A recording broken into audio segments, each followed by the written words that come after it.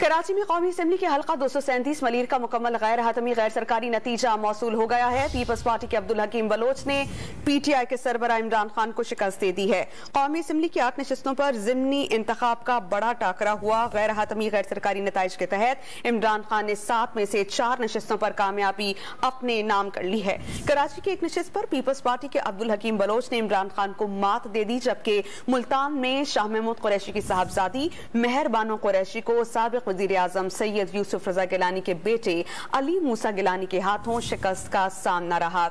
वाज़ेह रहे कि आज कौमी असम्बली की 8 और सूबाई असम्बली की 3 नशिस्तों पर इंतखाबात थे। कौमी असम्बली की 8 में से 7 नशिस्तों पर साबिक वज़ीर आज़म ने ये इंतखाब खुद लड़ा, जबकि एक नशिस्त पर शाह महमूद कुरैशी की बेटी को एज ए कैंडिडेट वो सामने लेकर आए। हमने देखा कि जो 8 में से 4 नशिस्तें हैं वो पाकिस्तान तहरीक इंसाफ हासिल करने में कामयाब रही। और अब हम बात कर लेते हैं पेशावर की, जिसके हल्का NA 31 में चेयरमैन PTI इमरान खान ने 57,824 वोट्स लेकर मैदान अपने नाम कर लिया है। उनके मद्दे मुकाबिल अवामी नेशनल पार्टी के गुलाम अहमद बिलोर थे, जो 32,253 वोट्स के साथ दूसरे नंबर पर हैं।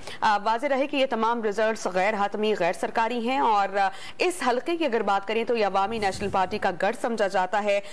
यहाँ से ये इत्तला सामने आ रही है कि अवामी नेशनल पार्टी ने इनकार कर दिया है और वो कह रहे हैं कि हम ये शिकस्त नहीं मानेंगे। उन्होंने कहा कि हम मुशावरत करेंगे, जिसके बाद ये फैसला किया जाएगा कि इलेक्शन कमीशन ऑफ पाकिस्तान का रुख करें या हाई कोर्ट जाएं।